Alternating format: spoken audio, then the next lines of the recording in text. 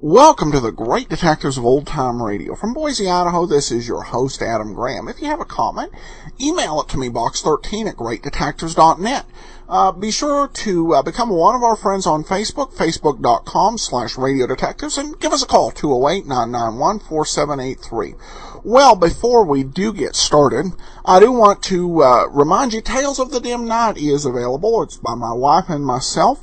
It's a great superhero comedy. We pay homage to a lot of the great Golden Age superheroes. We poke fun and parody quite a few. We do Underdog, we do 1960s Batman, and there's a great family story besides. So be sure to pick up a copy of Tales of the Dim Night, dimnight.com, and it's only $2.99 now as an ebook. Remember, go to dimnight.com. But now it's time for today's episode of Let George Do It, Chair of the Humanities. Personal notice. Danger's my stock and trade. If the job's too tough for you to handle, you got a job for me, George Valentine. Write full details.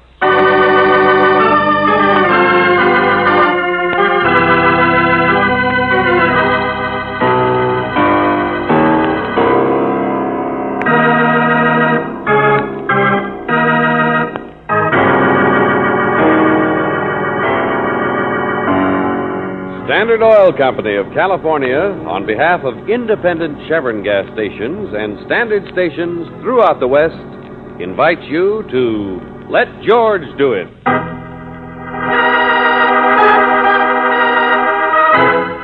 The Chair of Humanities, another adventure of George Valentine.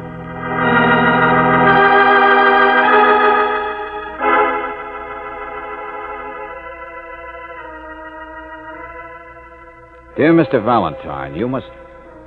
Hello, can you hear me? Of course. Go on, Mr. Valentine.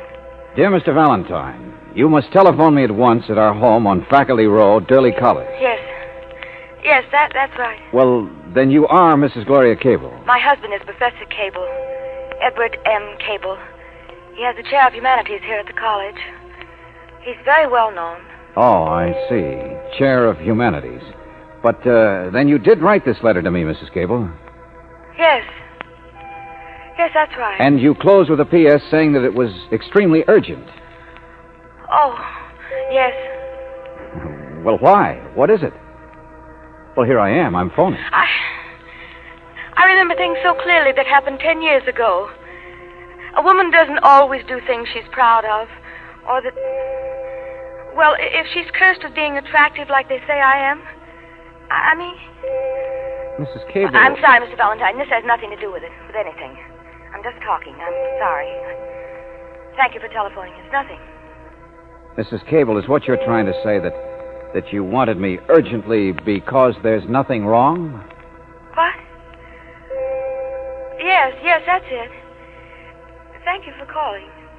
There's absolutely nothing wrong.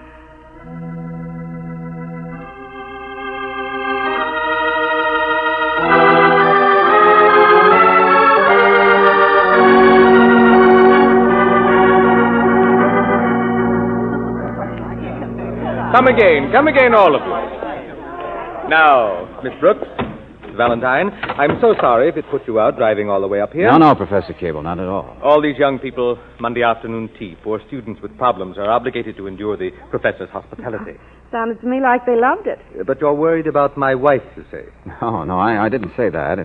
It was just that her telephone call... It sounded so strange, and yet she wanted it. Is your wife, ill, Professor? I beg your pardon. Well, I mean, the way she talked... I probably know more about this sort of thing than you do, Mr. Valentine. Well, of course, only what sort of thing? Well, really, my wife... There, I mustn't interfere, must I? It's her affair, between you and her. You'll see her. Come along. Perhaps the young people have left a bit of cake or tea, or maybe you'd like something stronger. I have my own imported scotch, you know. No, thanks, not just now. Professor, we find you're rather famous. Seems you have quite a reputation for helping people. Nonsense. A man does what he... My wife is very beautiful, you know. The most beautiful woman in the world. Oh, I'm very sorry. Jessie. Excuse me. Wait a minute, Jessie. Just cleaning up, that's all. Just taking the dishes out. No, wait. This is Jessie, my wife's sister. How do you do? How do you do? How do you do? Jessie's my guardian angel. Gloria's never been too strong, you know. But Jessie makes up for everything, don't you? And besides, she's the most magnificent cook in the world. There's more cake if you want some, but it isn't as light as it should be. Gloria's upstairs packing, I think. No. Ask her to come down, will you? And Jessie, beauty is as beauty does, isn't it? Thank you. Excuse me. Your wife is upstairs packing, Professor? Poor Jessie. Sure you won't join me? No, none for me either. Why do you say that? Poor Jessie. Oh, she has the misfortune of being a worshipper of me, for one thing. But I suppose tending me at least keeps her busy. I've tried to help Jessie, make her understand about her own shyness, ugliness, if you insist. Maybe it's just that romance has missed her, I don't know. Never done anything but work here all alone. Excuse me, Professor, but I'm still curious about something else. Jessie said your wife was packing. Valentine, my wife. I've done everything possible, everything for years. Money, time, attention. I'm afraid I acted like a schoolboy just now, being offended when you asked if my wife were ill. Why do I pretend? Yes, she's upstairs packing now. The doctor is already a little late. The doctor? Yes. You see, against my better judgment, today is the day that he's coming to take her away, as the saying goes, to a place where she can get some mental rest.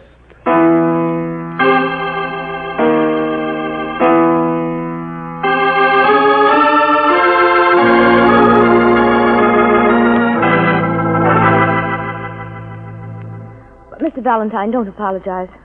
I'm so sorry I bothered you, that's all. Darling, you mentioned to him on the telephone something about 10 years ago. I know.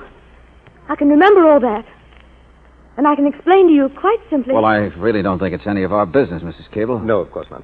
Darling... But that's what I was thinking about at the time. And now today when I'm leaving my husband, I'm just going away and leaving. Darling, you're not deserting anyone, not failing anyone. I am. You know I am. Just like I did 10 years ago. You didn't. You've never failed Oh, me. you're just too nice to admit it.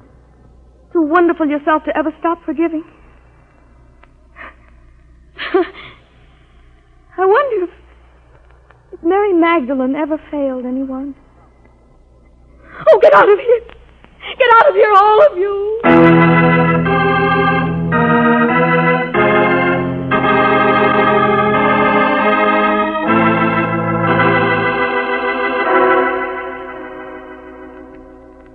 I'm afraid this is none of our business, Professor, so goodbye. Valentine, it is your business. I was just as curious as you as to why she wrote you. Her memory of the present keeps slipping, I know. But she loves me a great deal. And I thought perhaps yesterday she had seen the cat die. The what? Yes, the cat. Oh, I wasn't even sure of it then. But I thought perhaps she was worried about me because I am sure of it now. And Mr. Valentine, it's I who need your help. Yes, for the first time in my life, I need someone to turn to. Then stop going around in circles, will you? What is it? I'm trying to get used to the idea that I'm actually in danger. Mr. Valentine, I'm trying to face the fact that someone is trying to murder me. Professor, how are you today? Oh, what in the name? Jessie said that I could see you now. Excuse me, sir. I didn't know you weren't alone. You said show him in, Edward, the minute he came in. I told you there'd be people here. I didn't mean to intrude, Professor. I'll be back. No. You're here now.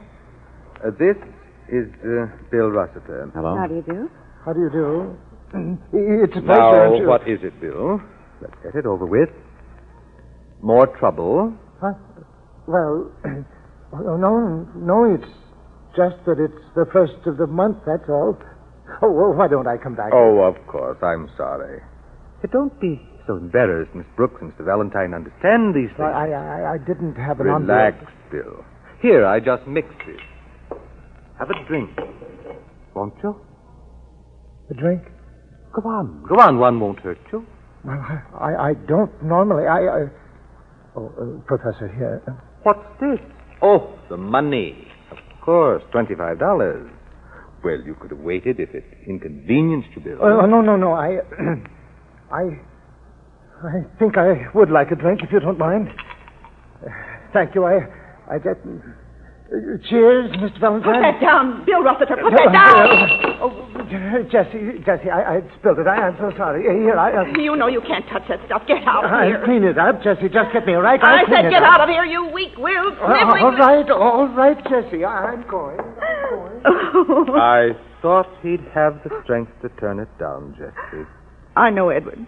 So did I. Excuse me, all of you. I'm afraid I'm the one who's embarrassed now. Poor Jessie. I think she loved that man once. Liquor, his trouble? It was embezzlement. Originally, 6 or 7 years ago. Worked in the treasurer's office.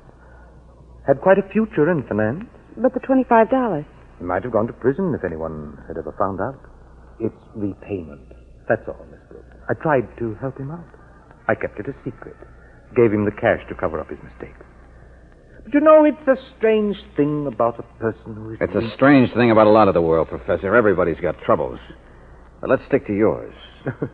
Is that most important? Worrying about yourself? Never mind the philosophy, just the facts. About murder. The cat. Yes. I enjoy living well. For instance, here in my study, I have my own little larder, which no one else touches, though everyone knows about it. Here's salted beef jerky to munch on. The cat ate a piece of it yesterday and died. Oh. Let me see. Might be rotten. Salted? No. Besides, there's a peculiar odor. I noticed the same odor in some brandy this morning. Didn't touch it, of course. You think poison? But that whiskey you just now offered... Oh, Mr. I Rossiter. bought the scotch myself this morning. Forewarned is forearmed. But there's a special cheese here which I love, imported. Same peculiar odor. Same, whatever it is, Mr. Valentine. So, what do you think? Or do you think that perhaps in the midst of all these peculiar people, I have become the most peculiar of all? That my imagination... I'm not going to waste any more time in thinking, Professor Cable. I'm going to find out. Come on, Brooksy, let's go.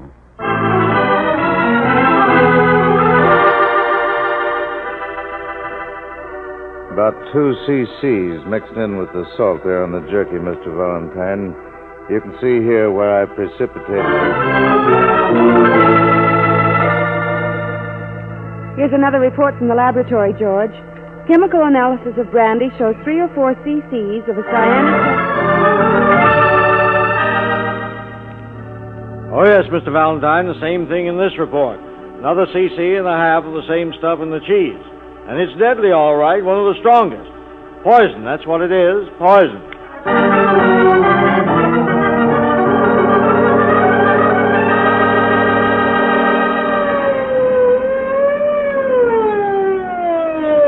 Here we are, Captain. It's dark. You can park on the side. I know. I've bossed the campus police for 25 years. I ought to know where Professor Cable lives. Do you know him yourself, Captain Martinson? Oh, sure. I can't imagine who'd want to be poisoning a good-hearted guy like him. Never mind worrying about that now. All I want to do is search the house. A shot! Come on.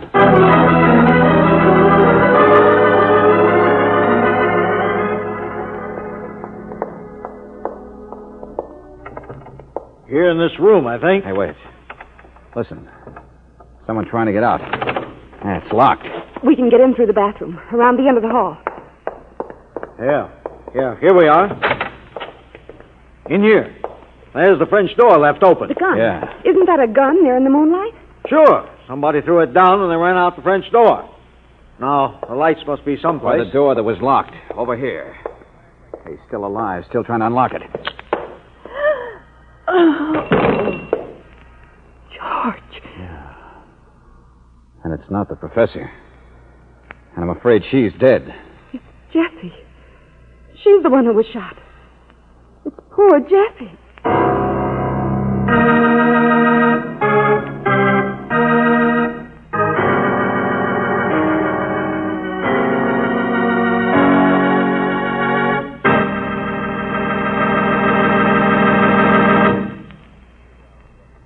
return to tonight's adventure of George Valentine in just a moment. Mr. Jones is a wise man. He owns a car which he uses most of the year for short cross-town trips. His wife sometimes uses the car to do the family shopping. So why is Mr. Jones wise? Because he knows that kind of driving is tough on car engines. Short trips prevent an engine from warming up, and every time the ignition is turned off, acid-laden moisture can cause corrosive rust in the cylinders. That's why city motorists everywhere in the West will tell you more people prefer RPM motor oil than any other brand. And the reason RPM is first choice where driving's toughest is because it's compounded to adhere to all interior engine parts at all times. Even if you left your car standing idle for weeks, corrosive rust couldn't get started. RPM is further compounded to stop oxidation, prevent carbon and lacquer formation. In fact, it's the best engine insurance you can buy. Ask tomorrow for the oil that's first choice where driving's toughest. Ask for RPM at standard stations and independent Chevron gas stations, where they say and mean, we take better care of your car.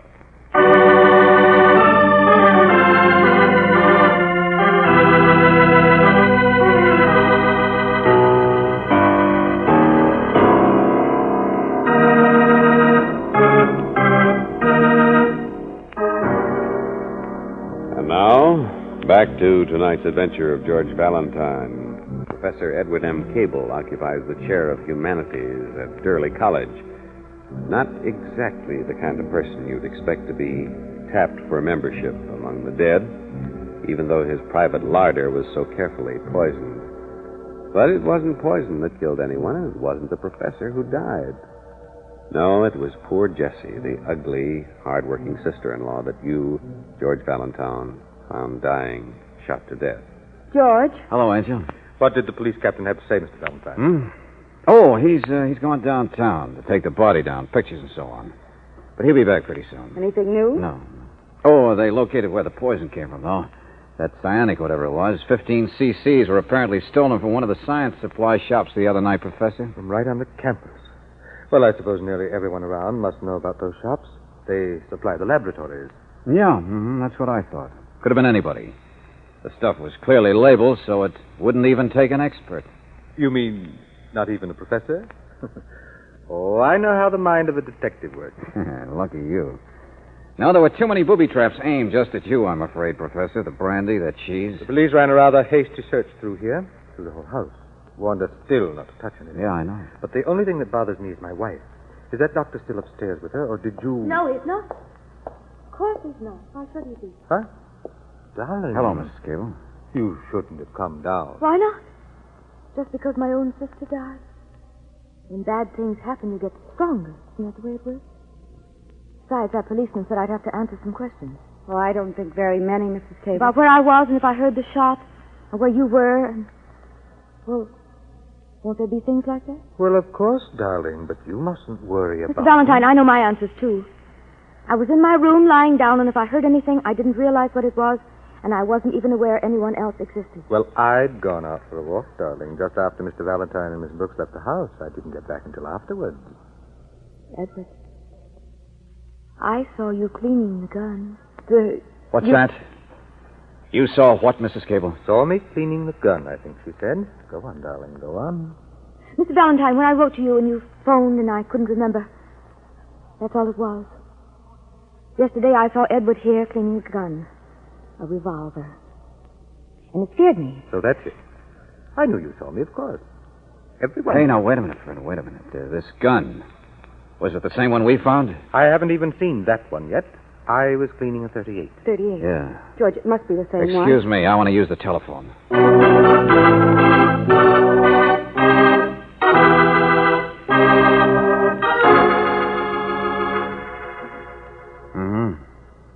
Okay, Captain, I'll wait for you. Gonna run some tests, Brooksy. I'll show you. George! Stop it. Yeah, I won't. How do you like that with Cable? Stop it. What's the matter with you? Hey, what's going on? Are you crazy? Rossiter, break it up, will you? Let go of him. I said let go. Come on, get in here. just jumped out at me. I didn't even see him there. Shut up. Bill Roberts. Bill, you've been drinking. And what if I have? Is that any affair of yours? You've been drinking. About 14 sniffs, and he's all ready to set sail, aren't you, Buster? Will you let go of my arm? No, he's all right, Valentine. I'm sure he's all right. Probably a good deal better than my jaw. What's the matter? Did I break you? Buster, I know you don't like the professor much, but why... Did I say that? Professor, did I say... He fished you out of a hole once, so what do you do? No. I didn't say that. It's just that I always used to like Jessie pretty well. And so you attack me. Well, that certainly makes good sense. I just think you killed her. Who else could have? George? Who else? Am I supposed to answer this, Mr. Valentine? Now, all of you, listen. The professor didn't kill her. What? I said he didn't do it. There's no question about that. Well, I didn't really have anything to go on, of course, Professor. I don't know what comes over me exactly when I get this way. Of course he couldn't. He's never done anything bad in his whole life. Mrs. Cable, please. 10 years ago, there was a young English instructor. Oh, he's not even here anymore. But I thought for a while that I'd married the wrong man. And Darling, it's all forgotten. I mean, I couldn't help myself. And yet you've never once blamed me. You've never once raised your voice For the or last failed time, to forgive. Mrs. Cable, we don't want to hear it. Come on, Professor. I can't stand any more of this. Well? You know what I mean. Valentine, you've just seen that when a man tries to help people, sooner or later they turn on him. They hate him for it. That's a good cliche. Do you mind if I fix myself a brandy and soda? Why? You want to take it back in there and wave it in front of poor Rossiter's nose? He's an unfortunate case. Just no willpower. You should know. Aren't you afraid you'll pour yourself some poison? Oh, no. When I went out this evening, I picked up a fresh bottle, and a soda, too. Well, you're so careful. You're so rude. Oh, I don't mean to offend, but you did just say that you knew I hadn't killed Jessie, so really... Buster, do you want me to draw you a diagram? Pardon me, Oh, no, I'm getting that. Yeah, hello. Speaking.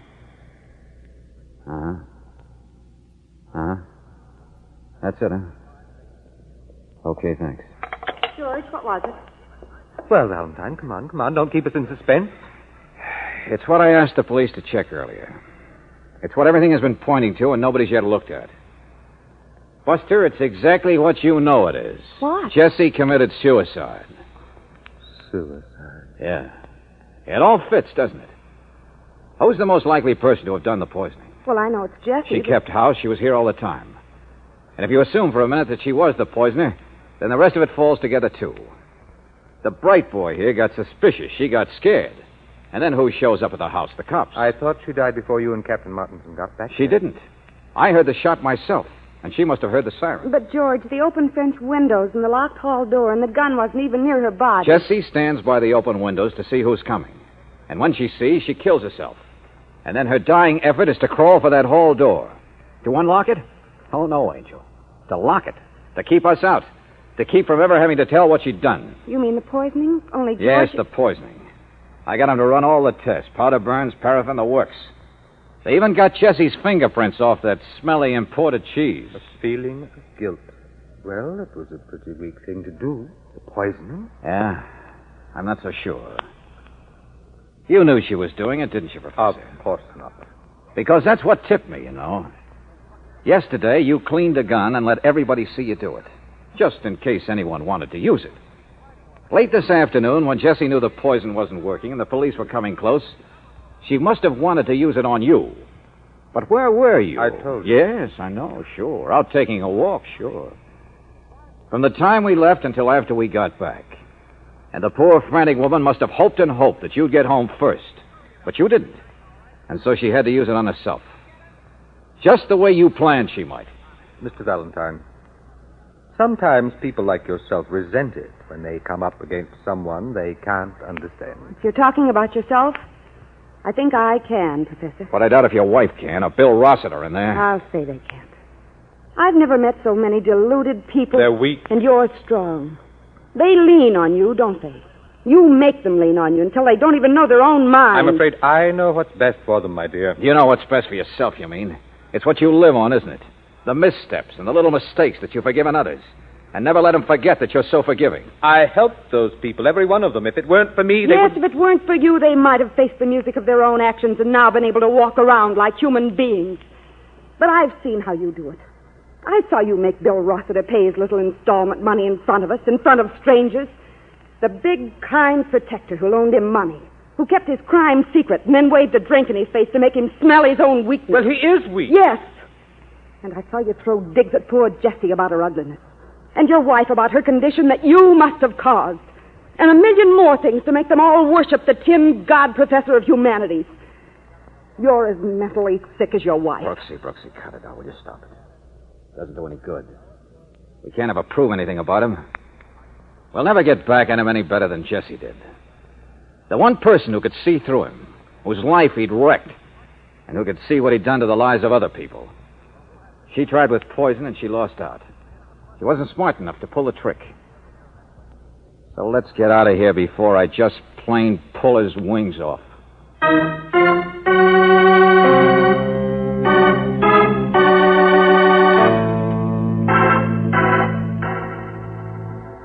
Hey, wait a second, Brooksy. Add these figures, will you? No, don't talk to me.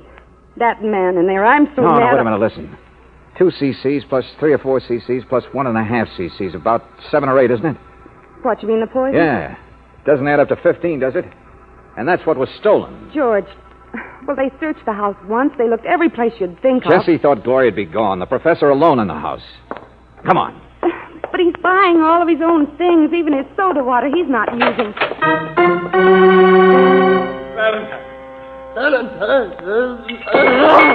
George! Look at him. It's too late. But he hasn't touched anything except his own drink. I know. But what goes into a brandy highball? Brandy and soda. And ice cubes, Brooksy. Poisoned ice cubes. Jessie accomplished what she set out to do after all.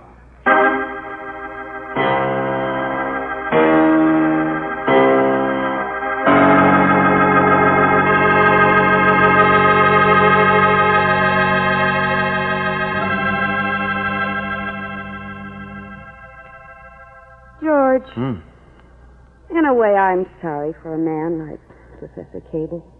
Oh, yes, you're a great guy.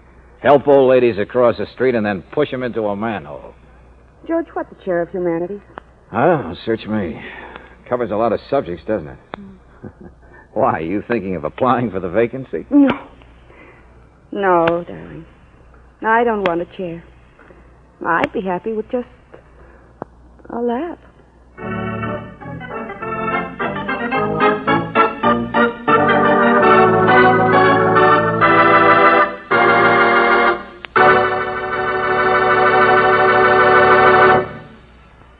A switch in time can save you money and increase your safety.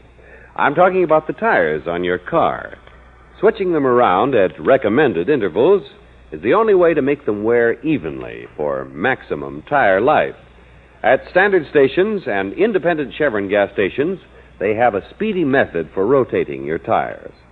Why not play it economical and safe by asking for this car saver service regularly? If your tires are already down to those last dangerous miles, you can get new Atlas tires on easy budget terms with a trade-in allowance for your old tires. Atlas grip-safe tires in passenger car service carry a double written warranty. 1, against tire damage from any road hazard for a year. 2, for workmanship and material for the life of the tire. This double warranty is honored by 38,000 Atlas dealers across the United States and Canada. So for economy and safety, have your tires checked at an independent Chevron gas station or a standard station where they say and mean, we take better care of your car.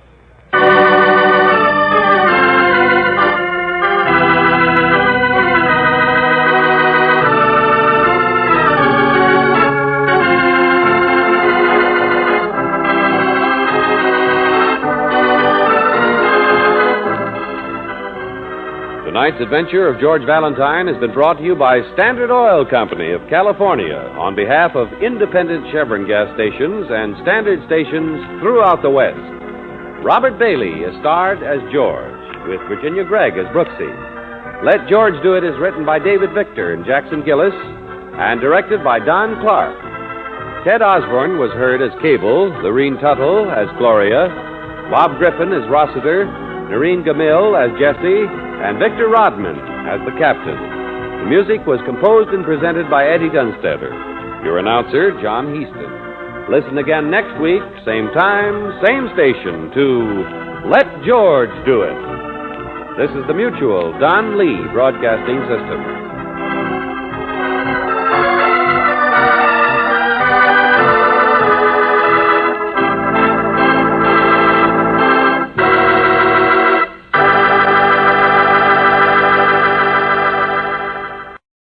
Welcome back. Well, this was a pretty clever and somewhat deep episode. Of course, when you hear the term humanities, the first instinct is to think of humanitarianism or of caring for human beings. The humanities is a very broad array of subjects, ranging from history, languages, law, literature, performing arts, philosophy, religion, visual arts, and the focus is study of the human condition. And here we have this Professor Cable kind of working his own experiments on the human condition. And one, at least, ends up blowing up in his face in the end. And I like how this episode examines how some forms of superficial kindness can actually be cruel and hurtful. This idea that we benefit by taking personal responsibility, as I said, pretty deep for a half-hour detective show. And this would be one of several episodes where the potential murder victim was definitely pushing people pretty far. A couple episodes they're similar in that way are The Fearless Clown and Christmas in January, which Christmas in January we'll hear, but Fearless Clown is only available from radioarchives.com. And sometimes the story ends with them believing they escaped death only to get it in the end, or sometimes they do actually end up escaping. And Brooksy actually was more forceful. In one way, it was kind of interesting because Brooksy was more forceful than George when they got to the denouement, which definitely made this episode stand out. Alright, well now we turn to listener comments and feedback. Simple, wonderful podcast. I've always loved old-time radio detective shows.